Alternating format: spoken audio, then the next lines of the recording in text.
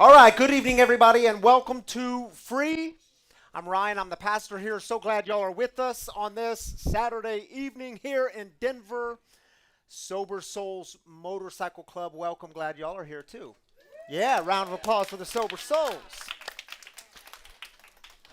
And if you're with us online, on YouTube, Facebook, the website, welcome. We're glad you're here. We're glad you're part of this community. We're glad you gather as a free circle, either in your sober living home or in your home, around coffee shops, wherever you are. We're glad you're tuning in. And I know we have so many places around the country where y'all tune in from. So if you're one of those, not in Colorado, drop us a line. Let us know where you're tuning in from. Good to have y'all here. And if you don't know this, Free is a community for addicts, loved ones of addicts, and spiritual refugees. Those are people who have been kicked around by religion. They've been told they don't belong with the God stuff. They've been kicked out of the church. They've been told they weren't wanted. You're welcome here. This place is created for you. And what we do here is break the silence of addiction and create space for healing, recovery, and spiritual connection. All right, y'all, I think I got that stuff said. A few things you might want to know about coming up. Is my mic still on? It sounds like it's going up and down, but that's all right. Figuring some new things out. A couple things you might want to know about. We have a night of comedy with Zane Helberg, and this is one of our fundraising events for our Welcome Home campaign, because y'all do know we're moving. Actually, closing date is right around the corner on the new space that we're purchasing. August 2nd is closing date. We don't know exactly when the move will take place, probably sometime September-ish. I'm looking at David in the back, the chair of our board. He can correct me on anything I say wrong. Just talk to that guy. As soon as is possible. As soon as possible. So y'all know we're purchasing this space. We're moving. It's 3 miles down the road. It's our own space so that we can expand the mission. And y'all know, I mean, look around. We've outgrown this space. Great startup space, but now we're moving. So we are in the midst of a major fundraising campaign that we're calling Welcome Home. The home is growing. So Zane is coming here. He's a comedian from LA. He's in recovery. He's a recovering alcoholic. He's coming here July 22nd. He's doing 2 other shows in Denver. I believe those shows are sold out. So if y'all want to see Zane, you need to come here. It's a Thursday night. And I need to say this, no kids at this event. This is adults only, 18 years and up. And what you can do is just Venmo $20 here. Now, you can pay at the door, but then it's $25. So we encourage you to get your tickets ahead of time if you want to go. That helps chip into this fundraising campaign that we're embarking on, and we're grateful. It's going to be a fun night. It's going to be lots of laughter. We're going to have a ball together. I think we need... There we go. Tech team still needs some help. Positions needed are camera operator, sound techs, computer operations, live streaming producer. So if y'all want to help on this team, email techteam@freespiritualcommunity.com. Danny and Drew will be grateful for all the help they get because they do an incredible amount behind the scenes week in and week out, and we're so grateful for them. And like everything around here, the tech team needs to be part of that. If you're a techie, if you feel called to this work, talk to them in the back. All right, y'all, how we get started here in Free Spiritual Community. We do this every week. Here's how we start. We start with, I should stay in the camera, huh? We start with celebrations. We don't ignore the hard stuff, but we save it for the end because you know in this community sometimes we can get bogged down when we're dealing with issues of addiction, mental health, pain, suffering. We can get bogged down with all of the heartache. So we don't skip it. We just save it for the end. We start with celebrating, to remember the goodness, to start with gratitude. We believe that God celebrates with us. God wants to celebrate with us. So we take a couple of minutes, and by a couple of minutes, I mean actually 3 minutes. And if you're online and you're joining us, and it's so cool. We have people here tonight, a few different crowds of people that have been watching online, but they're here tonight. Glad you're here for the first time. So you know what it's like. Y'all can affirm this. It might be a little awkward to put in some comments if you're online, if you've never been here and you're thinking it's a little weird and creepy, and but I promise you this community loves to celebrate with you, and you're gonna get this community throughout the week celebrating with you. So drop it in, the good stuff: sobriety anniversaries, birthdays, marriages. Jobs, whatever the good stuff is, we want to celebrate it with you. So take 3 minutes. If you're here in the house, we'll do our own thing, and then we'll come back and be with you all in 3 minutes. Take 3. Hello world, wake me up to another good morning, time to go. Got that smile upon my face, 'cause there's excitement in the chase, this I know. Yeah, I'm going for the ride and find myself, I am alive, and I soar. Still I run towards the wind and let the challenge draw me in, 'cause I want more. Oh, we are all looking for adventure. We are all looking for adventure. We are all looking for adventure. We are all looking for adventure. We are all looking for adventure. We are all looking for adventure. We are all looking for adventure. We are all looking for adventure. Oh, wake up heart and wake up mind. See the world is yours to find, and with every passing day there's more, calling you out to explore. Get up and go. There is joy found in the race, and I feel it in the place where I'm free. And I simply can't deny it, that I feel adventure calling out to me. Yeah, we are all looking for adventure. We are all looking for adventure. We are all looking for adventure. We are all looking for adventure. We are all looking for adventure. We are all looking for adventure. All looking for adventure. We are all looking for adventure.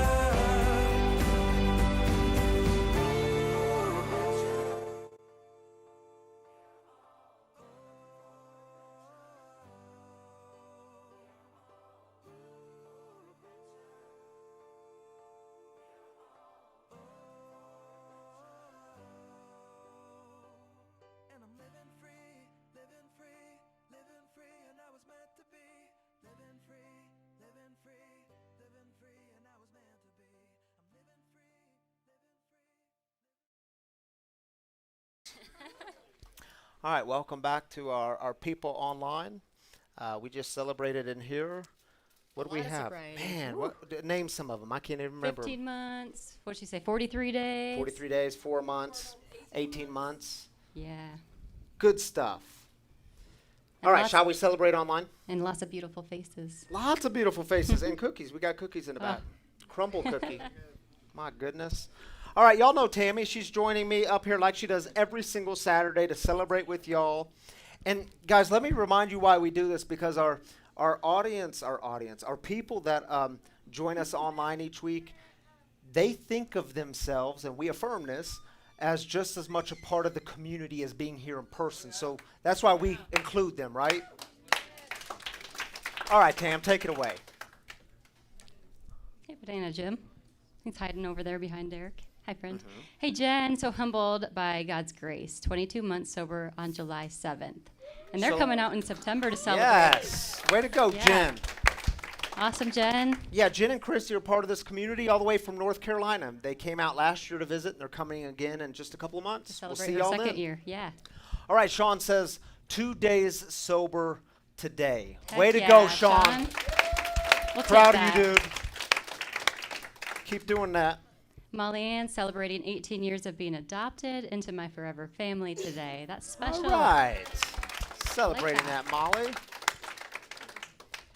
Amy. Now, Amy was our guest storyteller last week. Amy is celebrating the birth of our grandson this past Tuesday. Congratulations, Grandma.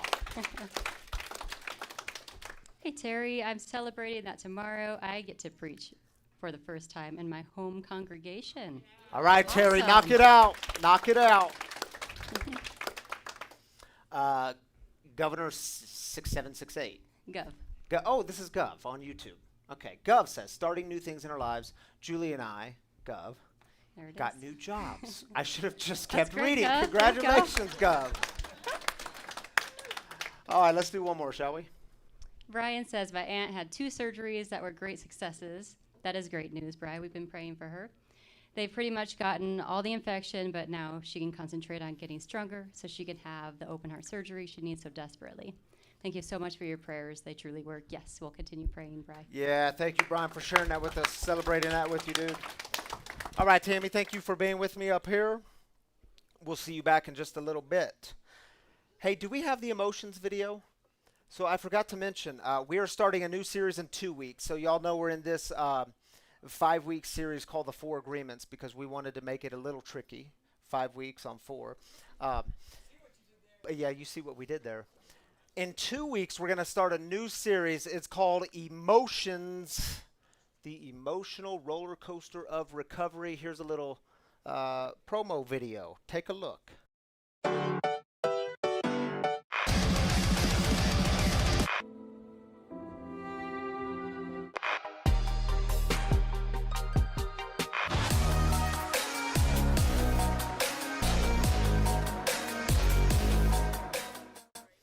So we're going to have some fun, talk through all the emotions that we experience through the rough ride of addiction and coming into recovery. What are all the things we experience? Because y'all know it gets a little wild out there. But before we get there, we're in our 4th week. That means the 4th agreement of the 4 agreements. Here's our little video for that. Then we'll get into things, shall we? To be alive is the biggest fear humans have. The risk to be alive and express what we really are. You need a very strong will in order to adopt the 4 agreements. But if you can begin to live your life with these agreements, the transformation in your life will be amazing. You will see the drama of hell disappear right before your very eyes. Instead of living in a dream of hell, you will be creating a new dream, your personal dream of heaven. Death is not the biggest fear we have. Our biggest fear is taking the risk to be alive.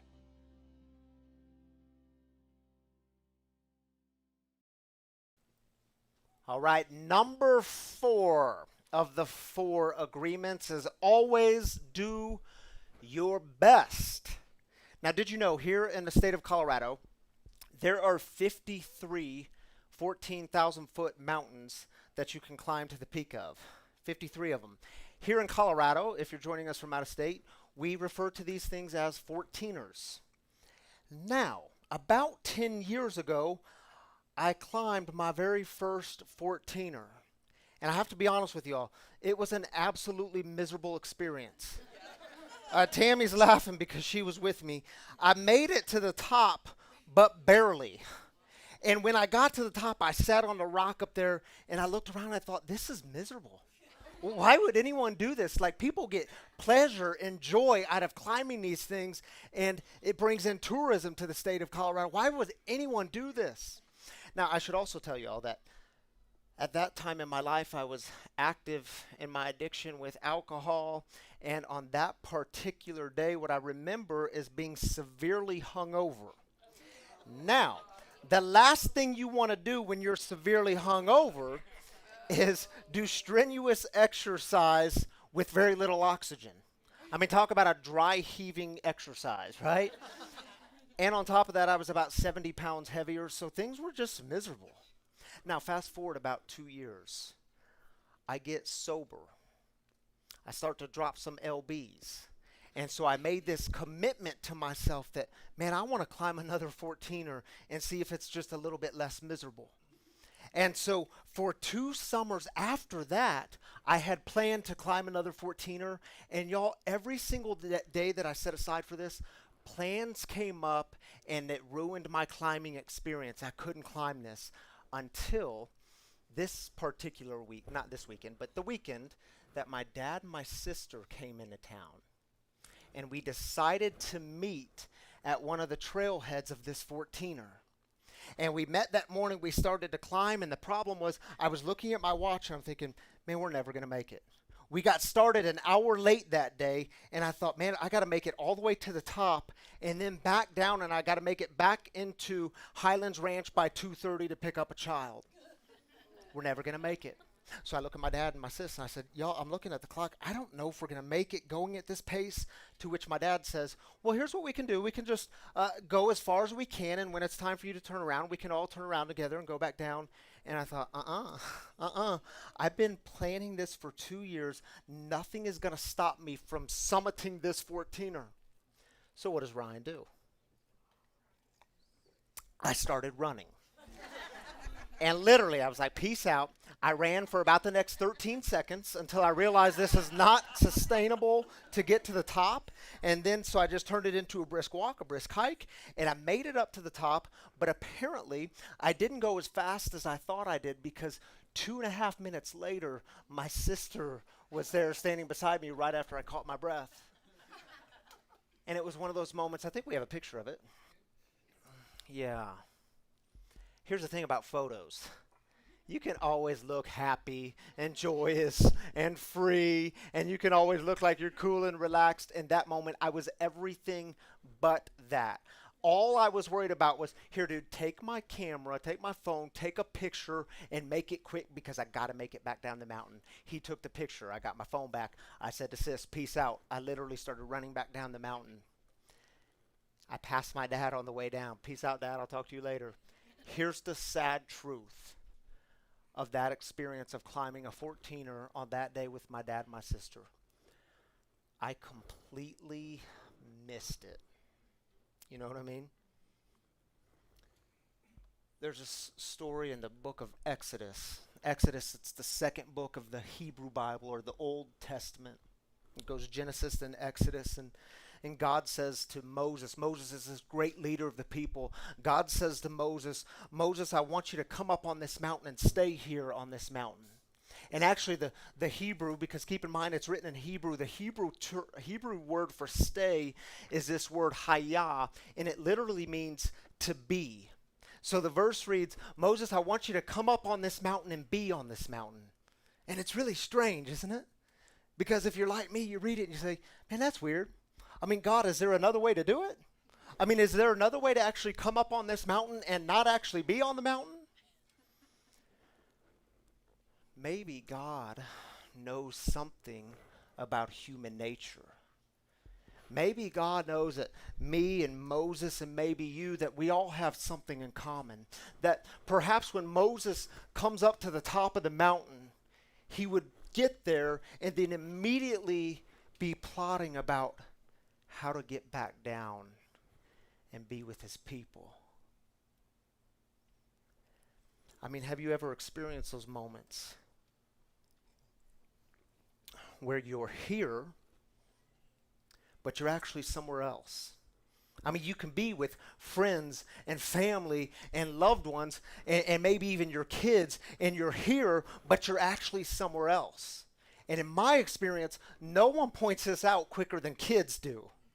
What I've learned in my experience is if my kids have to say Poppy more than twice if I'm in the room to get my attention, then I'm here, but I'm actually somewhere else. Hey, Poppy. Hey, Poppy. Hey, Poppy. What? You know what I mean? And in my experience, the here but somewhere else, you can be with all the emails that you need to respond to. You can be here, but you can actually be with all the phone calls you need to return, or all the meetings you need to attend this week, or even lead this week, and all the projects that need your final touches. You can be here, but you're actually somewhere else. And I don't know if y'all have noticed it, but I think we live in this kind of culture of restlessness. a culture that is constantly demanding more and more and more. And the problem is that soon enough you begin to find all your value and your worth in what you produce and how much you produce rather than in who you are. And the truth is, doing more and more to try to keep up with being enough is not what it means to do your best. In fact, y'all, if that's the path you're on, you are completely missing it. You are not being present to the gift that is called your life. Now back to Moses for a moment. Moses' people, the Israelites, the Hebrew people, they knew something about restlessness and demanding cultures. Because, see, they were a people who were living in their homeland and they were uprooted and they were dragged into Egypt where they would live as slaves under the rule of Pharaoh. Some of y'all might remember this story. They were living in Egypt and living as slaves, and we're told that there's a scripture in Exodus that says God hears their cries and sees their oppression. And so God says to Moses, Moses, I want you to go in and talk to Pharaoh. Take this sidekick with you. His name is Aaron, and I want you to tell Pharaoh to let my people go. So Moses goes to Pharaoh, and he says, Pharaoh, listen, you got to let the people go. Moses says, are you freaking serious?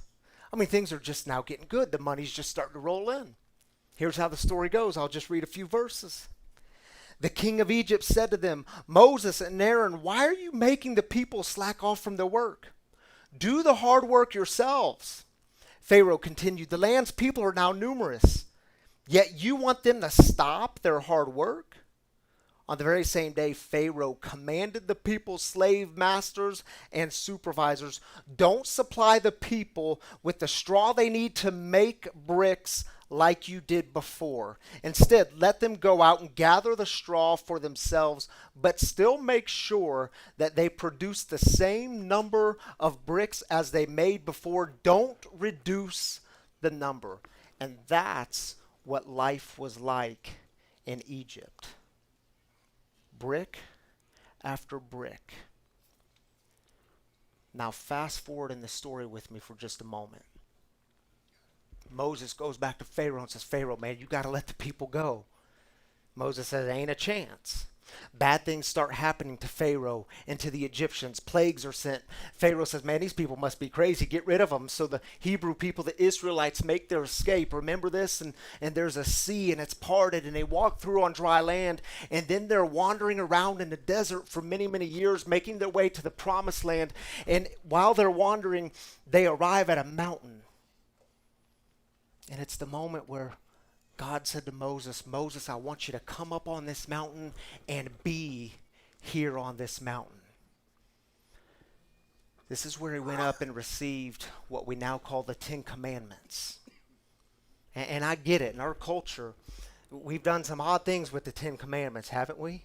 We've made it all about a list of thou shalt nots. Oh, if you want to be a good religious person, you can't do this. You can't do this. God says you can't do this. Or what we've done is we've made it a debate about where you can post the Ten Commandments. Can you post them at this courthouse? Can you post them at a school? And listen, y'all, whenever we reduce the Ten Commandments to a list of thou shalt nots or make it a debate, we are completely missing it. So Moses gets to the top of the mountain. And here's the conversation that God has with Moses. It starts like this. Then God spoke all these words. I am the Lord your God who brought you out of Egypt, out of the house of slavery. Why would God start with that? God is saying, do y'all get what's happening here? This is not Egypt. You are not in Egypt anymore. This is a new thing. And I am not Pharaoh. I am not the God who demands more and more and more. I am not into the games of guilt and shame. This is a new day. Something new is happening. And then God lists out these 10 commandments.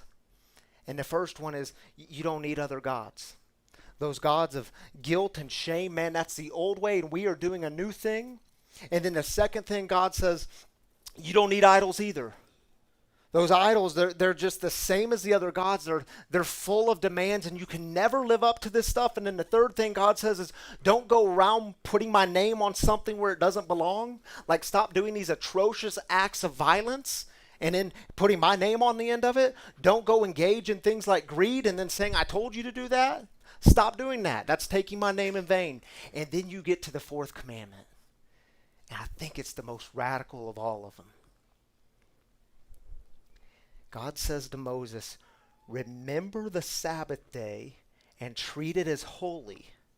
6 days you may work and do all your tasks, but the seventh day is a Sabbath to the Lord your God. Do not do any work on it, not you, your sons or daughters, your male or female servants, your animals, or the immigrant who is living with you. Do you see how big that is? I mean, can you imagine one of the Israelites in the crowd raising their hand? Hey, God, I'm sorry. Can you repeat that last one? Yeah, number 4. Because I probably misunderstood it. It sounded like you were saying not to work on the seventh day. And can you hear God respond? Yeah. Yeah, don't do anything on that day. I know what life was like in Egypt. This isn't Egypt. Don't do anything on that day, and not just you, but all the people in your household, and not just people, but give the animals a break, give the land some rest. You need some rest. You see, they were slaves in Egypt. In Egypt, you worked 7 days a week making bricks all day, every day. In Egypt, your value and your worth came from meeting the quota of bricks. In Egypt, you were worth what you produced. And here God rescues the Israelites from life in Egypt and shows them what it's like to be human rather than a machine. And my brothers and sisters, you are more than a machine. You are a created, actual human being. You have the gift of breath. You have a rhythm to you in your existence. You have heartbeat. You are more than a machine. And you know, the truth is, sometimes I wonder if we have just created our own Egypts and Pharaohs. We just call them by different names. I mean, have we created a culture that just demands more and more bricks? And if we're honest, y'all, even in recovery, how many of us are really good bricklayers? Really good brick makers? And we begin to find our value in laying bricks, doing more and more and more. And am I good enough now? Do you see me now? Friends and family, am I worth anything to you now? God, am I good enough now? Do you see me now? Am I good enough now? Do I have purpose and value? And it can be like living in Pharaoh's same old anxiety-filled system. All the anxiety that comes with the emails, the phone calls, the someone to impress, all the anxiety of having to keep up, all the anxiety of feeling like you're enough and having enough. And by the way, when do you know when you actually have enough? All the anxiety of carrying around that religious baggage that some of you have carried for many, many years. The religious baggage that tells you that you've got to work tirelessly to earn God's love and favor. And if you learn nothing else while you're here at Free, I hope you know that God's love and favor, it's already yours. It's given to you. You don't have to earn it. There's nothing you can do to earn it. If you have to earn it, it's not love and grace, is it? It's something else. You are not a slave. You are a child of God because it's who you are. And worthy in every single way. And I wonder, are we a people deeply in need of rest? Like that good kind of soul rest. You know what I mean? And maybe you're like me and you get stuck in that system. The anxiety-filled system all the time. I do. You know, it was just on Thursday morning. I was here at Free. The morning started off just fine. I went to a meeting. Then after the meeting, someone walked in and When I saw this person, I thought, wow, it's good to see you. What are you doing here? And right when I thought that to myself, it's like, oh, shoot. We're supposed to meet today, aren't we? And when I was thinking it to myself, I thought, man, I remember the texting conversation, but I didn't take that text and put it into my calendar. And it bothered me because this is someone that I had a great amount of respect for, still do. And I had to tell her, man, I only have 30 minutes to meet, so we've got to rush through this stuff. And it wasn't as productive as it should have been because we didn't have enough time, and we had to rush through it. And I was kicking myself and beating myself up. And then I told her, I said, I'm so sorry, I have to go. I have to pick up my daughter across town. And so Robbie Lee was here, and Robbie Lee and I and her, we walk out together, and I'm strapping Bricks, my little boy, into the car seat, and Robbie Lee's across the parking lot, and he shouts out, "Hey!" And I was like, "What?" And he said, "Breathe." And man, I wanted to punch him when he said it. Because I'm like, yo, I can't breathe. I've already screwed this morning up, and the afternoon isn't any less full, and I've got to get across town to get my daughter, and I was late to that, by the way. I don't have time to breathe. You know what the good news is? We can always start over. We can always reflect. So that night I was able to get home and text Robbie Lee and said, hey, thanks for the reminder. Tonight I'm breathing, and it's a gift. We are more than machines. We are human, and sometimes we have to be reminded what it's like to be human. And Sabbath, by the way, it's way more than just taking time away from work. It's more than just taking a vacation or a sick day. Sabbath is about removing yourself from the anxiety-filled system because it will always crush you. And doing your best is realizing that you can't do it all. And you don't have to do it all. And the moment you admit this, your ego will hate you for it. Because your ego loves to lie to you and say, no, you can do it all.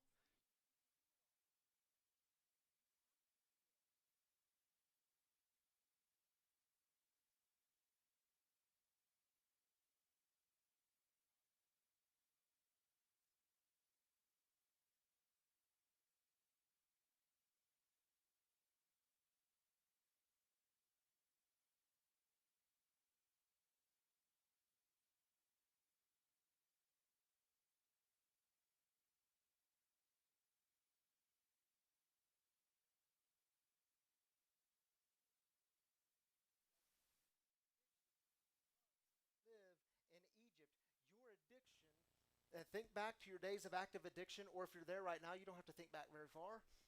Your addiction lies to you, doesn't it? Your addiction is no different from Pharaoh, telling you who you are, telling you who you were created to be. And at some point, y'all, you believed it, didn't you? You believed this is who I am. This is who I'm created to be. And we lived in slavery, didn't we? I mean, talk about an anxiety-filled system, always trying to get more because it's a disease of more. Where does recovery live?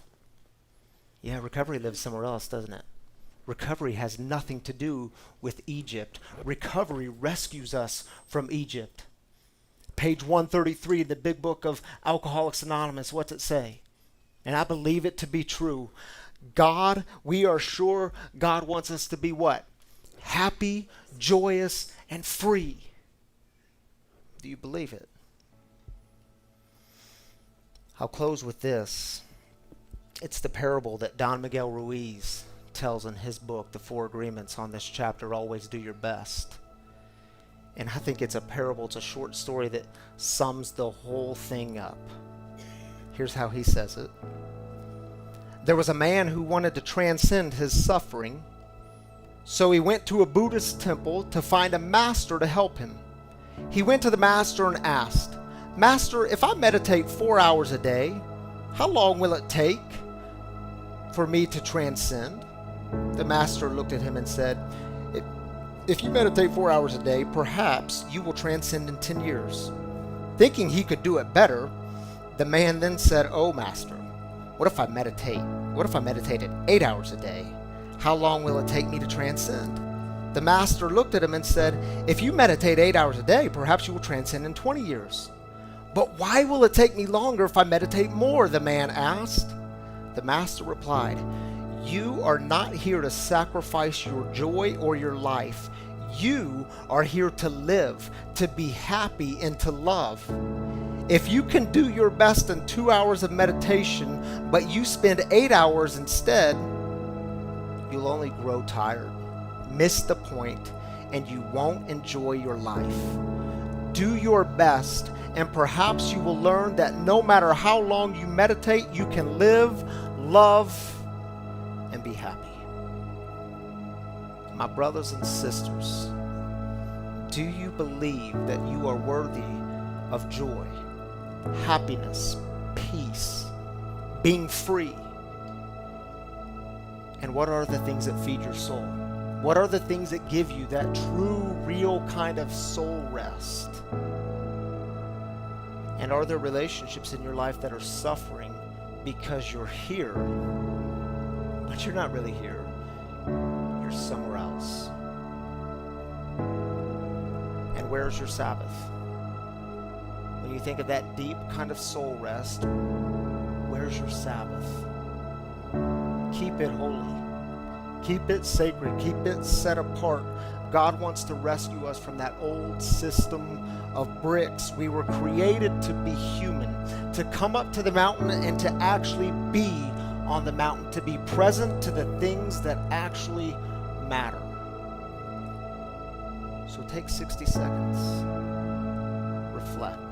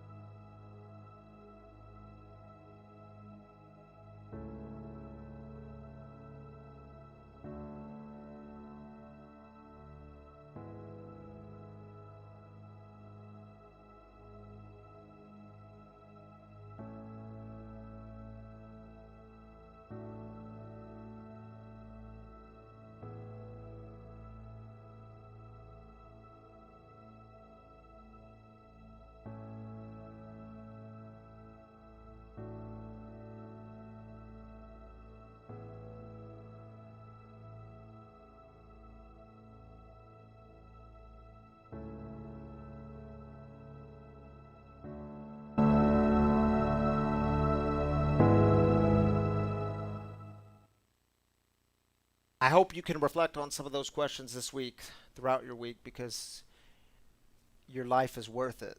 The gift that is called your life demands deep reflection of your life and these things that actually matter.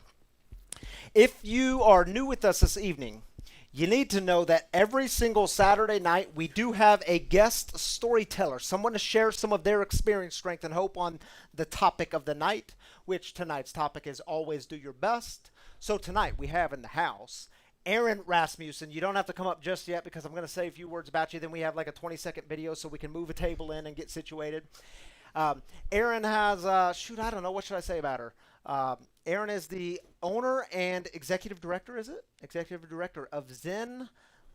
I gotta get it right. Executive director of the Zen Mountain Sober Living for Women. And she is totally knocking it out of the park. Yes. And y'all, listen, I invited her to come share tonight. We're going to talk about some heavier topics. I mean, this is just stuff we got to talk about. She's going to talk about what it's like to do your best and how that worked in addiction and how it also works in recovery and what it was like to do her best and facing the pain of her father's suicide and what recovery, how that played into allowing her to face that pain. And so I just do want to give you all a warning. If that is triggering for you in any way, you have Aaron's permission, my permission, if you need permission to step out or do whatever. But help me welcome Aaron to the table.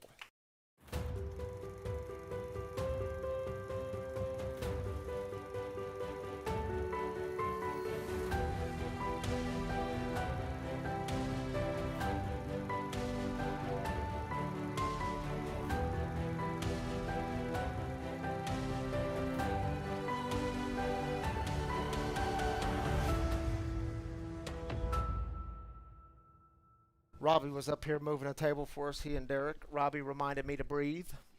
Thank you, Robbie. Aaron, come on up. You got some water. Yes, I do. You got your phone for notes or time or whatever you need. Time. I'm really bad with time. Oh, are you mic'd up? Oh, she's mic'd up. Is she on? How do I? Oh. There you are. Now you're on. That's loud. You have me on loud. Now, can I tell them about Scott for a minute? Yeah. Not to take your spotlight because you are here and all the way here, but Scott, her husband, shared, I don't know, was it a couple months ago? Like a month ago, I think. And Wasn't that Scott, long ago. they both do sober living houses, but separately together, right? Is that the way to say that? Yes. Awesome. So let's just dive into things, shall we, Aaron? Yeah. So sober for 6 years. Correct. I want people to I want people to hear your perspective on. I got to get a little higher. There we go. That's what That was the the addict problem. said. Sorry. When I get nervous, I like to tell jokes. She did give me a fair warning. She said if I get nervous, I'm going to start telling jokes. So we'll try to keep the nerves down here. Tell people what it was like for drinking to actually become the coping mechanism for you to do your best, and as a way to protect you from feeling bad all the time, as a way to protect you from trauma, because I think a lot of people relate to this. I mean, this is the story of many sitting in this room. It's the story of many watching tonight. Sure. Put some words to it. So, I actually, part of my story, suicide is a part of my story, family suicide. Being suicidal myself is a part of my story. I don't suffer from a mental health condition anymore. I've found ways to live with it. But I also have a lot of trauma in my background. And human beings are really smart. We're programmed to survive, whether that means really more survive right now than thinking about the future and surviving for the future. Our brains figure out that when we introduce alcohol or drugs to it, dopamine rushes through our brain, and it's actually not just a neurochemical that tells us that something is pleasurable. It's actually really good at predicting when something's going to be pleasurable. So, drugs and alcohol for people that are in severe pain or that have tons and tons of trauma that haunts them every day in the form of PTSD, whatever those symptoms are, it tells us to go do that thing. And so if you are suffering from a mental illness that you don't really see any way to get relief from, or if you're suffering from PTSD because you have a whole lot of luggage in your background, we're programmed to survive. Yeah. And we're programmed to survive like in this moment. And so people think that, well, you're not doing your best if you're still drinking and using. And I remember my ex-husband used to say to me, I don't understand why you don't just stop. Oh, how many can identify with that? Who said that to somebody? Yeah, almost all y'all have your hands up, because how many times have we heard that from someone that loved us and cared for us was, why can't you just stop? Aaron, you see what this is doing to you. Why can't you just stop? Right. Talk to us about it. And don't get me wrong, like my ex-husband's a really good, nice man, but that used to just drive me crazy, you know? So, it's kind of like just a survival mechanism, really, to drink and use. Yeah. For people that are in severe pain of one kind or another. And I'm glad you mentioned that, because I think sometimes what people who don't battle this stuff, what they think is, well, Erin made this conscious decision on this day to pick up a drink because she was going through pain and trauma, but it becomes a natural go-to.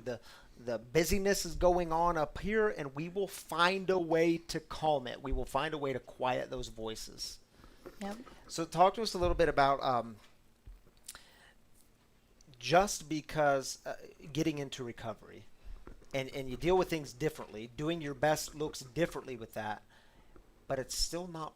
It's not perfection. What do we Right. say in recovery? It's progress, not perfection. Right. Uh-oh, there goes your mic. Let me get it. Okay, maybe I'll put that guy There right you go. here. What's that? So, gosh, I mean, when I was out there drinking and using, I just, how do I put it into like easy words? Sometimes drinking was really the best I could really do sometimes when I was living in addiction. Sometimes the best I could do was just drink instead of like think all day about how much I want to kill myself, you know? Yeah. And when I was 25, I was heavily drinking. I mean, I was a raging alcoholic already, and my dad committed suicide, and that was I can still say that was the very worst day of my entire life. And that left me with a lot of, you know, really intrusive PTSD symptoms, not to mention my own bipolar depression. And so living in that deep, dark place, drinking was the only thing I could possibly do to survive moment to moment. Yep. And now, you know, doing my best in that, I just kept making the same mistakes over and over again, like not being able to care for myself for the long term. And in recovery, doing my best looks a lot different just because I'm growing. Yeah. And drugs and alcohol stunt our personal, emotional, and most of all, spiritual growth. Totally. I'm an incredibly spiritual person today. Can but you tell us how that shifted? How did the shift happen of I'm going to cope with this to this product is no longer serving me well. I need to find a different way to cope. And I know that could be like we could be here all night, but just like the 1 minute version of how did that shift? Well, I can tell you when the moment was, and it was when I was getting on the plane to go to detox for the third time that I was going to inpatient treatment. And I had committed to 90 days in this treatment program. It was dual diagnosis for trauma and substance use disorder. And so I belonged there. And I was sitting on the plane, and it was like a red-eye flight. So it's in the middle of the night. Everything's black outside. And I just remember thinking, if I am supposed to survive, like if I have any kind of purpose on this earth whatsoever, you know, please, whatever in the heck is out there, up there, wherever, put the right people in front of me to show me how to do this. And I just became, in that moment, willing to do everything and anything that anyone suggested of me, if they thought it was a good idea to help me stay sober. And that willingness, that's really what it took for me, is just to be like, I never ever wanted to go through I don't know how many of you are in your first like 0 to 3 months, but God help you, because I'd never ever want to do that again. And anything that I was feeling, I finally picked up tools to get me through the day, and instead of just suffering from my PTSD, I was working through it with a good trauma therapist using EMDR and some other different modalities of trauma treatment. But I finally picked up enough skills and got enough healing from the trauma and the mental health problems where I could get through days and then weeks and then months. But quite honestly, I mean, I walked around terrified for 9 months of everyone, everything.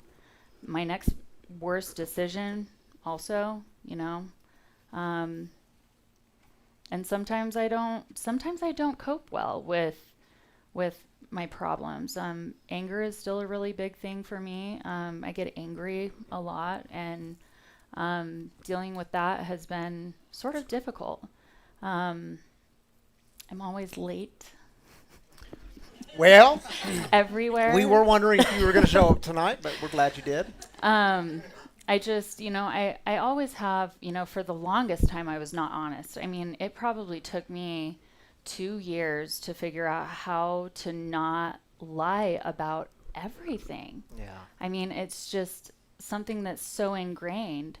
But I mean, going back to your question, like, and I loved when you said we're not machines when you were talking a little bit ago, because that's one thing that I always try to remember, is that we're not robots, we're people.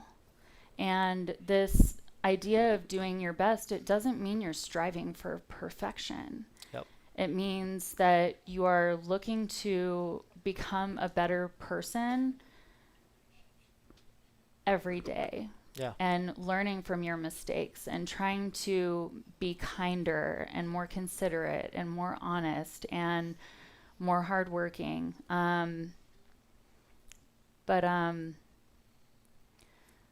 don't was you think another when we thing. do that, that we're not that it's still not hard, but we have the courage to then step into that fear. We have the courage to then deal with the pain that we've been avoiding.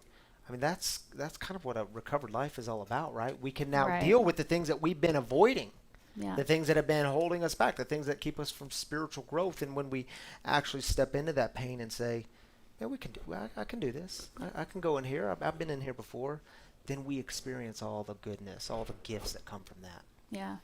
And I see a lot of people, especially in early recovery, that they let the fear of dragging those skeletons out of the closet and Yes. actually sorting through all that stuff and dealing with it, working through it, and they let that fear paralyze them. Yep. And it's, it's really unfortunate when I see people sit in that for, 6 months, 9 months. With EMDR, it doesn't take long to get real measurable relief. Did you know that? How many Like of y'all 3 know what weeks. EMDR is and have done EMDR? Oh, wow. Many. So it really only takes, people just make the assumption, they're making assumptions. That was the third agreement. If you weren't here last week, don't make assumptions. So people make the assumption that it takes this like great deal of time to Yeah. experience relief. Like, oh, well, what am I going to feel better 6 months from now? No, I got some real relief in like the first month that Yep. I was in trauma therapy. And having the courage, like my fear now that I've been clean and sober for how long I have, when I'm scared, like my fear leans me into my faith. Yeah. And someone tweet that out. yeah. Sorry, I didn't mean to cut you off with the No, tweet. you're fine. I mean that's was kind I'm of so it glad you for said that thought. And listen, y'all, we are going to be in this emotion series that's coming up. We're gonna talk more about trauma because trauma is so much a part of all this stuff. So I'm glad you're talking about it tonight to kind of give us a little heads up on it. But trauma has to be talked about in recovery. Sometimes we don't talk about it enough, and we don't just want to talk about it and stay there. We want to find ways to deal with it in healthy ways. But you are doing that, Aaron. Love you and Scott. Love that y'all are part of this community. I love when y'all drop in throughout the week on the Harley and get me all jealous and wishing I was one of you. I'll never be cool enough for that. But Aaron, in like 30 seconds, if you were to tell people, because you said, man, for those of you, you're 0 to 30 days, God help you. I agree. It's hard stuff. What's for people in the first, 3 months, did I say 30 days? For people in their first, 6 months, which there's some here and watching, what's one thing you would say to them to bring hope and encouragement? That's really easy, actually. It's something that my sponsor really drilled into me, my first sponsor this time around that I was sober, and it's just don't drink or drug no matter what. No matter what happens, no matter how hopeless you are feeling, no matter how intrusive those flashbacks of your trauma are, no matter how depressed you are, just keep going. And just if you don't pick up, if you don't drink or drug, you won't relapse. I guarantee it. And so I got to think about that for a minute. It's like, that's so simple, it's profound. like sit on your hands if you have to, but just as long as you make a commitment to yourself that no matter how bad things get, because trust me, just because I got sober doesn't mean that my life got, perfect all of a sudden. Like Yeah. I still have problems and I Yeah. still have, family issues and I still have, it's not all like butterflies and cupcakes. Like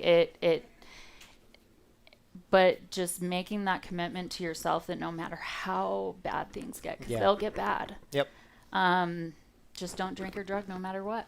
And in my experience, when we do that, somewhere along the way, we encounter the God who is doing for us what we could not do for ourselves. And man, it's a huge gift.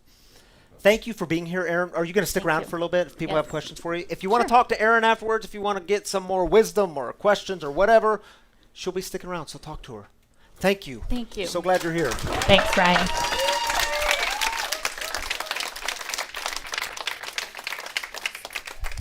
Yeah, you can take it back to the tech team. Did I tell you about the tech team needing help? All right. All right, y'all, here's how we end our time together in this community. We end each week with, well, what I was talking about at the beginning. We start with celebrations, start with gratitude, the good stuff, but we also realize that this work of recovery and being a community, it is the work that constantly reminds us that we cannot do this work alone. You were not created. Some of y'all are carrying heavy burdens, and you're telling yourself, I'm strong, I can do this. No, you can't do it. Stop lying to yourself. You were created to walk together in community, so we share our burdens together. We share those heartaches together. So just like we did with celebrations, I want to invite you all online and in the room. If you're here, we'll do our own thing, but online you can just take a couple of moments and drop your heartaches in the comments on YouTube or Facebook or the website. Drop the comments in. We have a prayer team here that prays for you throughout the week. Thank you, Chandra, for leading us in that. And I know this community rallies alongside each other, and you'll get sent text messages or Facebook messages or phone calls, whatever, however y'all do community. But that's what we're about here. We are the wagon together, and we're headed somewhere together. So take 3 minutes and bring your heartaches, even if it's awkward, even if it feels weird and creepy. That's okay. Get weird and creepy for a moment, because I promise you're going to be surrounded by love and support. Is it true, D? That's true. It's true. All right, 3 minutes. We'll come right back.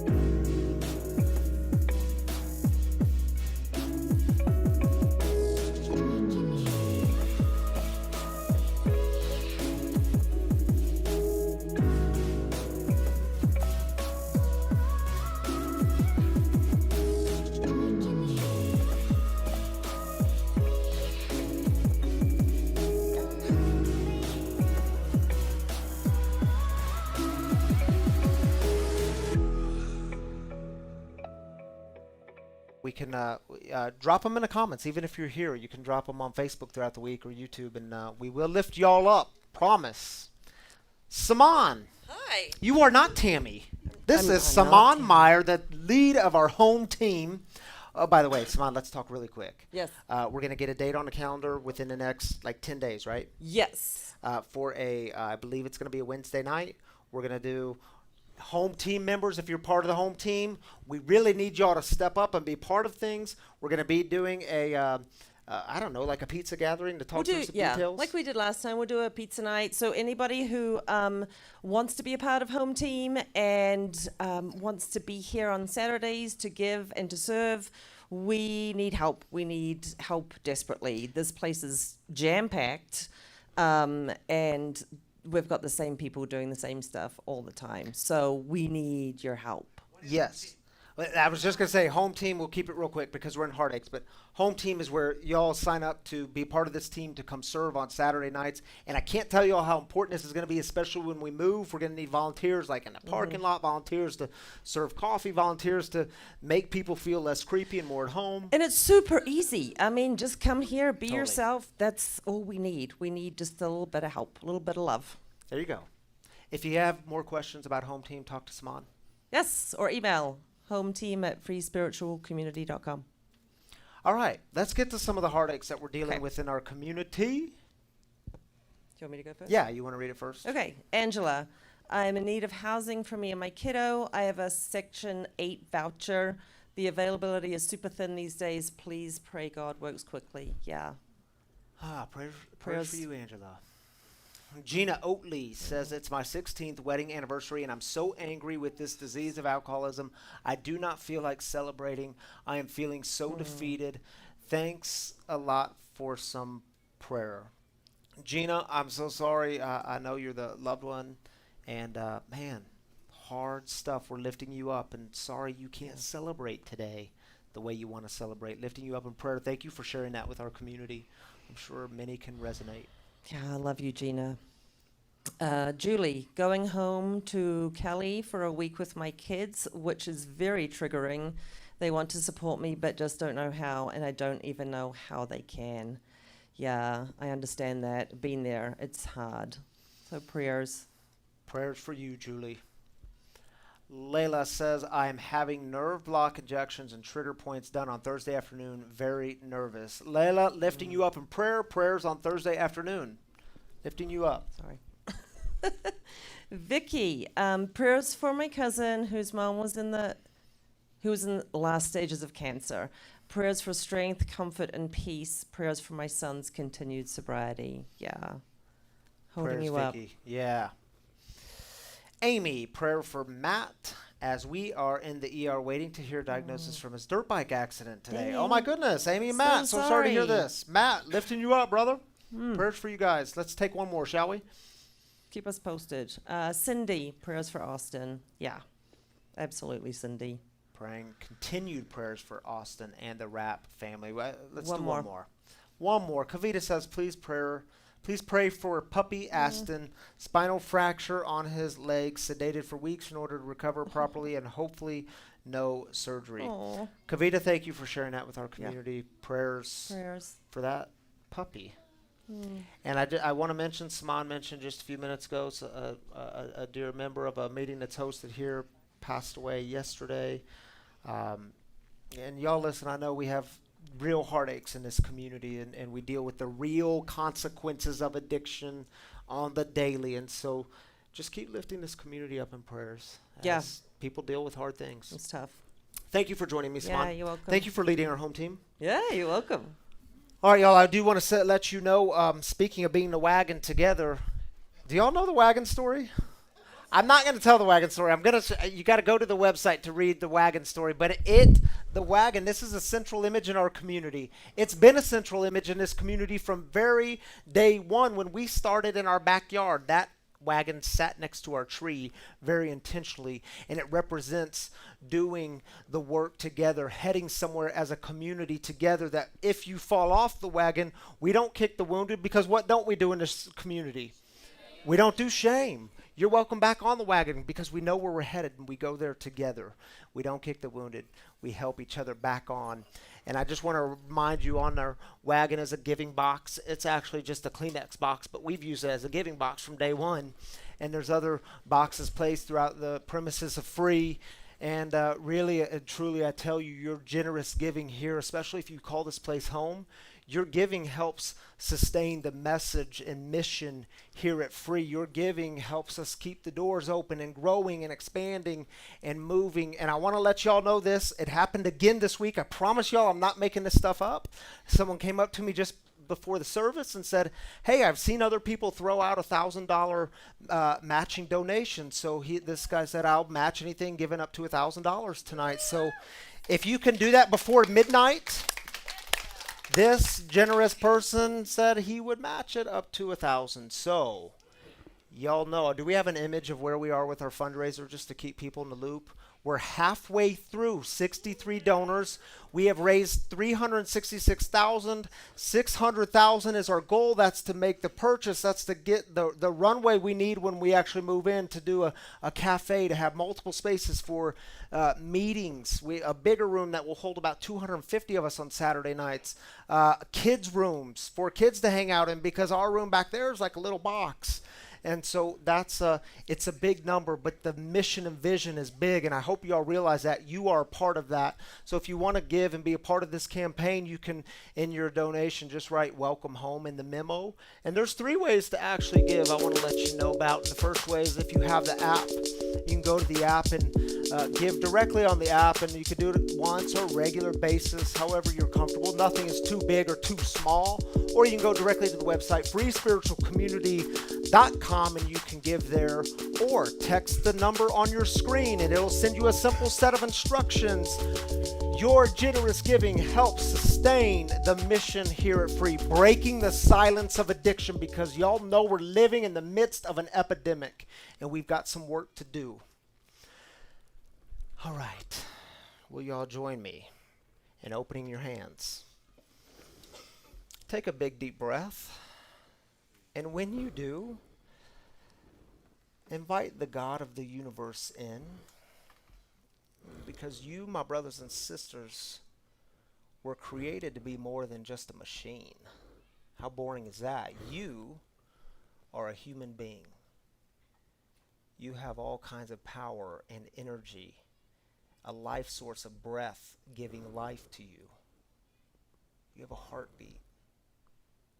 You have phalanges. So on that note, as you have your hands open with your phalanges wailing, let's say this prayer together. It's the Lord's Prayer. If you don't know it, it's on the screen. Our Father, who art in heaven, hallowed be thy name. Thy kingdom come, thy will be done, on earth as it is in heaven. Give us this day our daily bread, and forgive us our trespasses, as we forgive those who trespass against us. And lead us not into temptation, but deliver us from evil. For thine is the kingdom, and the power, and the glory forever. Amen. And my free brothers and sisters, this week, may you go in all kinds of grace and peace. You are more than a machine. So take time to breathe. Don't be part of the brick system. God created you for more. We'll see you next week. Grace and peace to y'all. All I got is her.